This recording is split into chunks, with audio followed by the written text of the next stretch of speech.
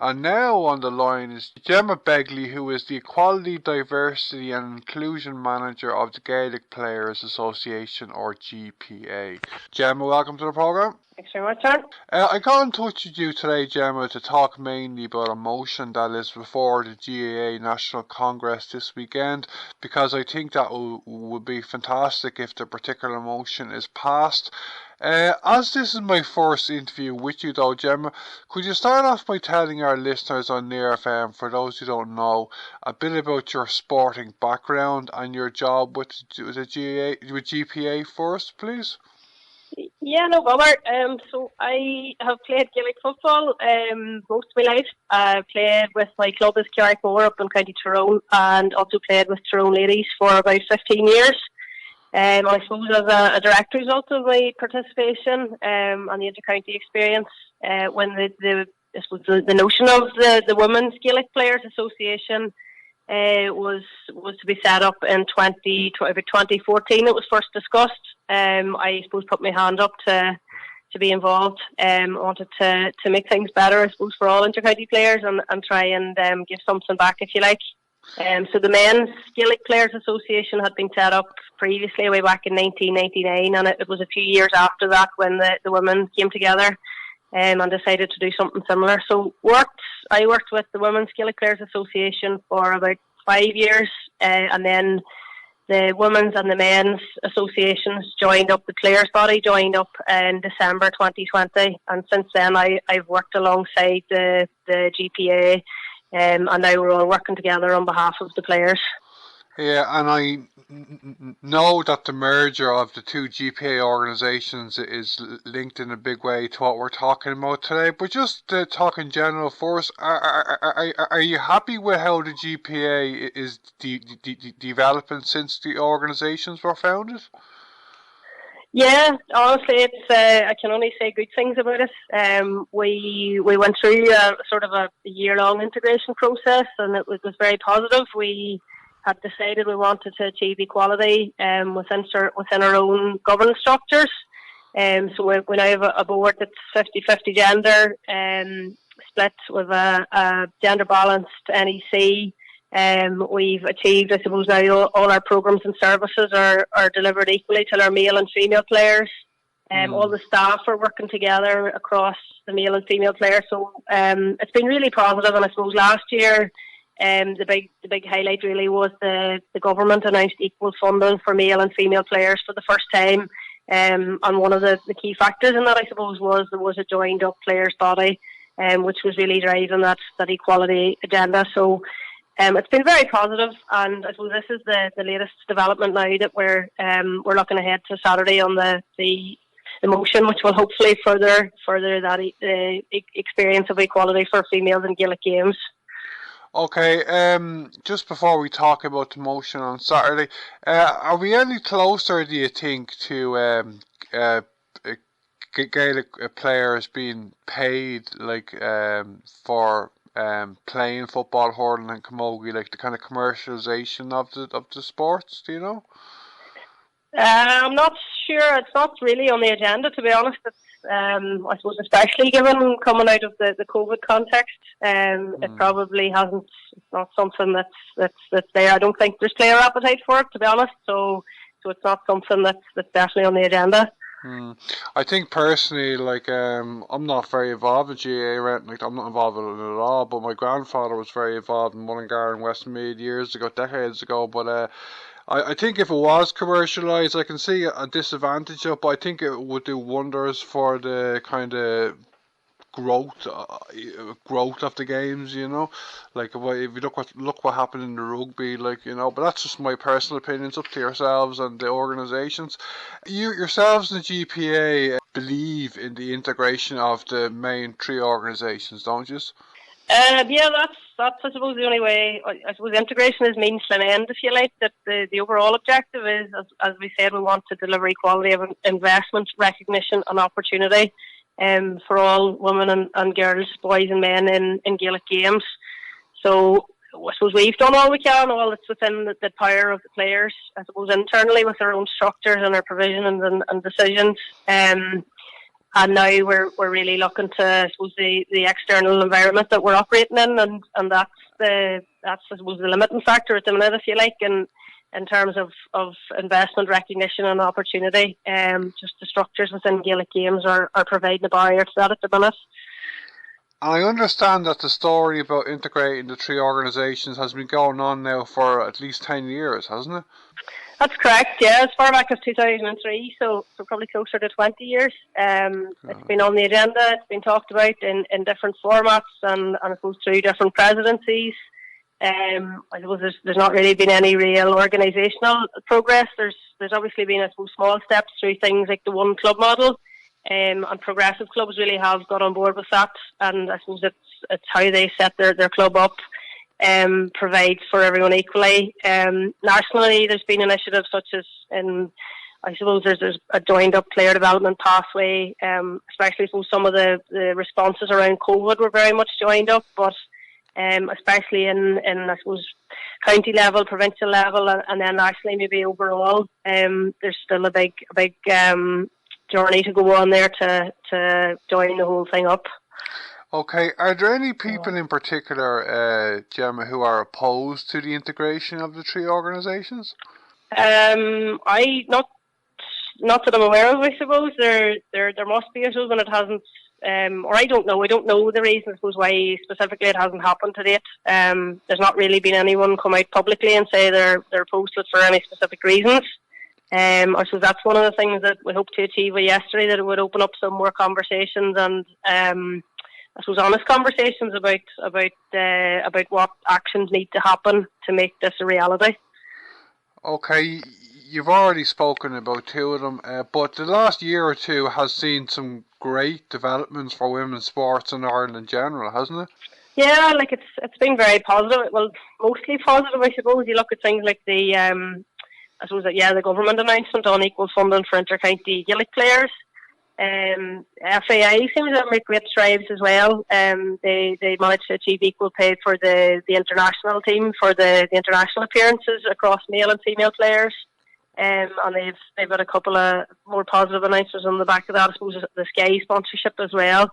And then there's been loads of individual achievements. I suppose you look at Rachel Blackmore, was a world class achievement, and Leona Maguire is doing world beating things, if you like, as well. So there's been a lot of positivity, yeah, but I suppose it's always still balanced with things like the rugby, the challenges that players face there sort of nearly bring you back down to ground. So the reality of the experiences for the players, well, that still highlights that there's still there's plenty done, but there's a lot more to do.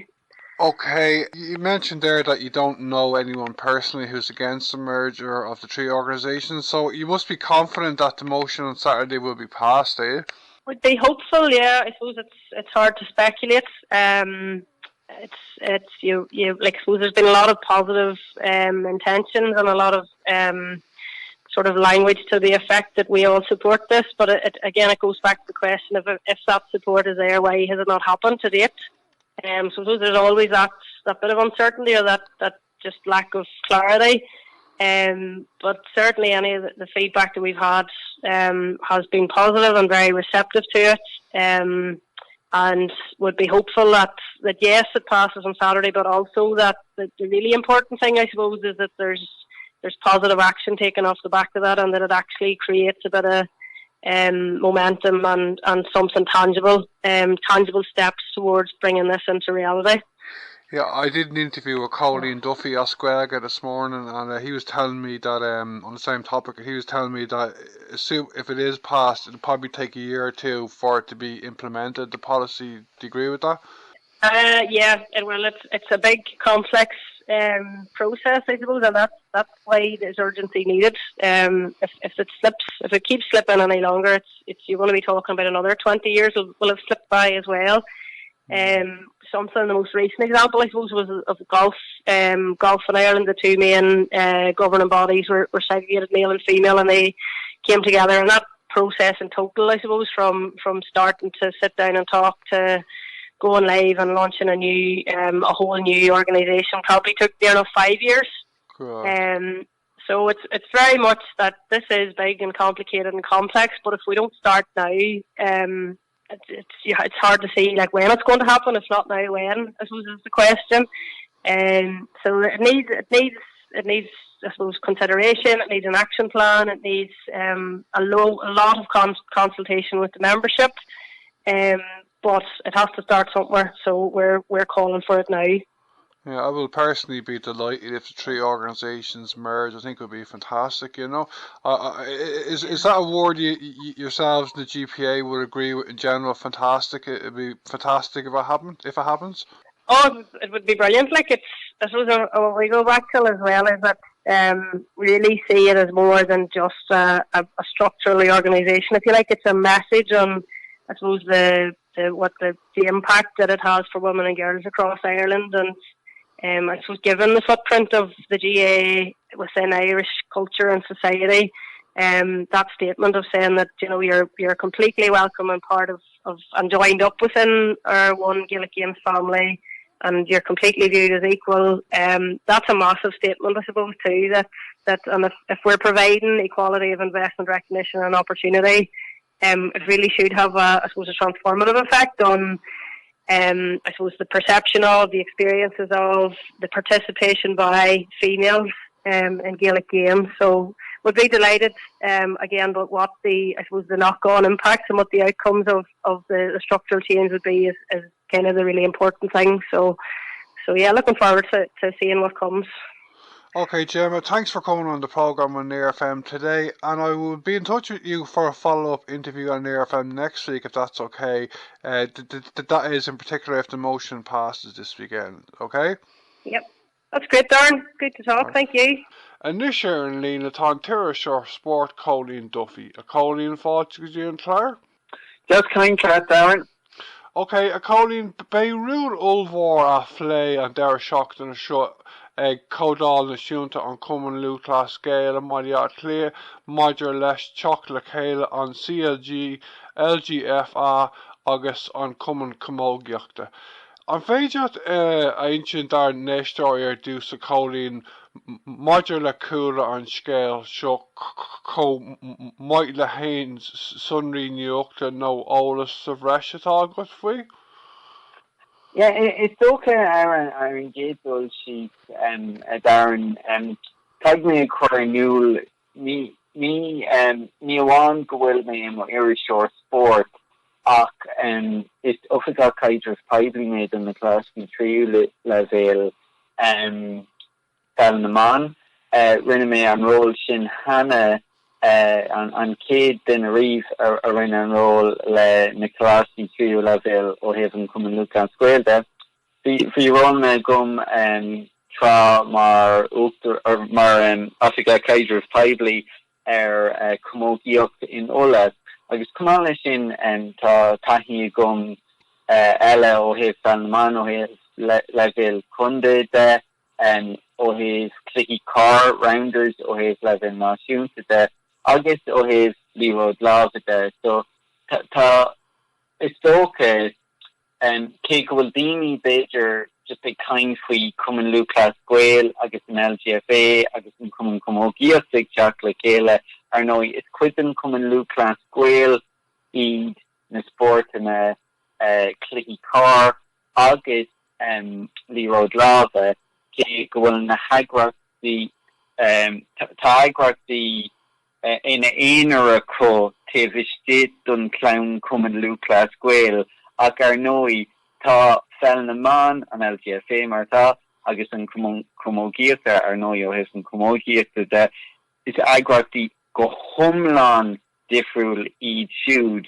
te me dun Cumann Lúthchleas Gael ta siad mar clown dun na clicky Gaelacha ach is agrachtaí faoi le atá agus tá siad ag iarraidh teach le chéile well sin an rud atá almhola ag an GPA go méid an Cumann Lúthchleas Gael an LGFA agus an Cumann Camogie ag teach le chéile ar ní amháin gur gá an méid faoi le a bhaintach ag Códal an Cumann Lúthchleas Gael an der seachtain seo ó thaobh seo de begar seo a phlé ag na cógáil Camogie agus fel na man a beg ag chach ganfuil teviske do mí no mar sin beg an tríco gal e lig creep so ta bala ta tamil le dul kunné a choir vain agus ta starfuile the rún cúpla bhlín ó hin faoi se ní Gaeilge leis ceapan gur Gaeilge le ceann ag an Camogiacht ag cógáil an Camogiacht cúpla bhlín ó hin agus Beiidir ná Gaeilge le ceann ag an cógáil fel an man níl céfaoi sin ach an rud atá ní bheith thora ómláin an deir seachtain na se ó heh an cógáil Cumann Lúthchleas Gaeilán is gad na trí agrachtaí an cinnamóí inmh ag na códáil le lig. Okay. Gur thula mé go bhfuil caint faoin ábhar seo ag dul aráig le timpeall 10 bliain an bhfuil? Tá, ar a leid sin is dócha is a gá bhíle is a cethar nó cuaig a taimiise mar offiga caidir peibli den na cláí tríú levéil ó heh an Cumann Lúthchleas Gael don céadú agus is cuifannom tá mise sáte I cuasí Cumann Lúthchleas Gael sáte I fel na manach go háirithe ó ra mé mo gasúir mar bhí mar ahar buintach le gá cumann éagsúil fel na man a bhonú ceann a raibh taobhiste ar slí ó heh an club Cumann Lúthchleas Gael áitiúil bhí sé neamh blach ach bhí sé mar cuid den cumann ar slí mar bhí na háisina céine an tanan céine an cumann agus mar sin de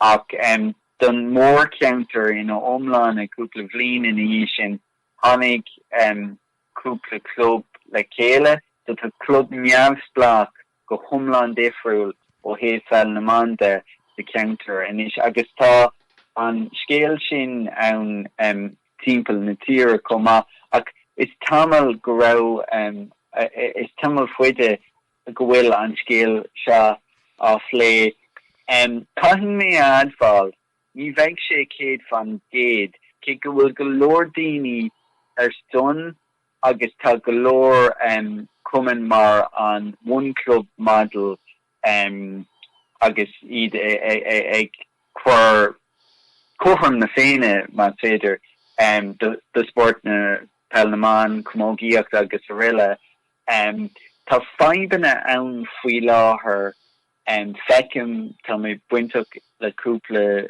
clubgus cúpla róna agus begus gom ar roinnt aiseolalas ó heh timppla na tíre tá feibhil mhór ann ó heh dérálathe aáil faoi láthair agus ceapan agus is tócha ceannas na feibhine town ná brú ama agus mar cuirtar níos mó brú ama ar daoine int na clubbanna éagsúla mar hampla má tá Cumann Lúthchleas Gael agus an Cumann Camogiacht agus an LGFA le chéile ceannas na rudaí Beiidir a méid ann ná tuile bhrú ar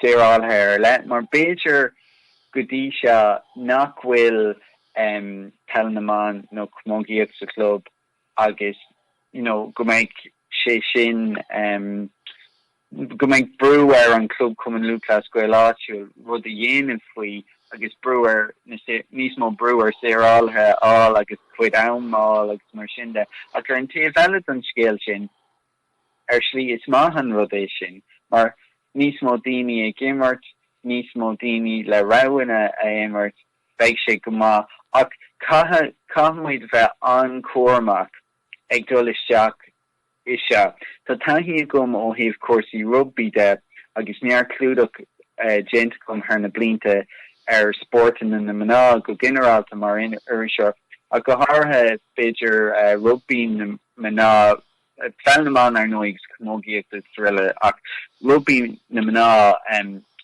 tá sé sin a clúdach go gom le cuaig bhliain déag anuas. Níos fuide ná mar atá roinnt daoine agus tá sé go mór méil an phobal faoi láthair ach tá sa gom na feibanna atá an sin ar fan am línte agus tá sport na maná agus sport na bhar mar cuid den agriíocht céine. So an rud atá mé gra agus níl mé ra gohfuil sé seach an tarlú ach caiig be careful what you wish for mar seanswa I roinnt an sin a beidir nach mé brok sé se amach go forhór ceapan gur maithan rud é dach duine bheith tagtha le chéile mar tá ar slí an rud ar siúil faoi láthair ó thaobh an one club model mar dúirt mé ó thaobh páirceanna agus mar sin de mar níl ach ní bhog aine ábalta ach an méid páirceanna atá faoi stúr Pelleman agus an Cumann camogie sa tír seo ina omláne mér láh amháin sin an rud tá mar ceapaman is tá park ag Cumann Pelleman in Ardmhacha tá park camogíocht ag beidir gá park ag Cumann camogie ag an camogíocht ag Gorka se ar level chundide in casan éagsúla tá mé ag tuairteas agus park comá ag Cumann camogie an chlár agus sin an méid ina omláne mar ar down a bhfuil agus differ mór sin idir sin agus na mílta park haar timppel an down a bhfuil á úsáid ag an Cumann Lúthchleas Gael comá agus ag tuairt na háisina sin dun camogíocht agus dun Pelleman comá. Okay, Cóilín, bhfuil mór an daoine na trí agurtaí i gcuine teach le chéile na trí hagriíochta? It's dócha ní féidir lum an ceis sin a raigart go díreach. An rud a derek mé ná ní féidir leat céad fan géad á in acrod. Ó héamh daoine atá ag déanamh na cinethe ar deire neadar is okay it's democratic organization iad an truer so beg na rún atá flé ten siad chuig trí printhe ag goman an sin ar level chundé de agus sús go dtí an bar na tá gom goin an rúm seo ag teach ón Cumann éimeoirí a bháin ar book galore takeíocht comátiv hir de sin reint galore clubbanna galore chundathe agus mar sin de soke beg méid faoi le a gceist le se a chur haar an líne comá ní go thomlan cínta faoi láthair an chéige a héin faoin géad atá gceist nó 76 punca héin fan géad atá gceist ach más rudí an rud dénach agus ceapan béidir go 76 punca héin fan géad atá gceist I gcóir an rúnar seo. Beg sé go thomlan Jackar an méid áthe sin aimsiú. Is dócha orinthe brahan sé saint ar an brú atá tá antaithní gom ar na cógáil éagsúla haar na blinta bhí mé mar onadí so chun de líise trá ag an códáil bhí ag go lórlór chun cógáil haar na blinta comá seaachna I gcóróil faoi le ag cógáil an camogíocht or bhí mé anamthe ag gcóróil faoi le cógáil an camogíocht cúpla bhliain ó hin ach has mé siar rih an taucan mar ní raibh an tamagum ag gannam ach sin scéal eile ach is dócha mar luas cúpla nóméid ó hin is ga shawl again Cóilín Lúthchleas Gael and Cóilín the quid and Camogie Association Cóilín quid and Feabhra ar nóim ma Irene leis an deir seach na seo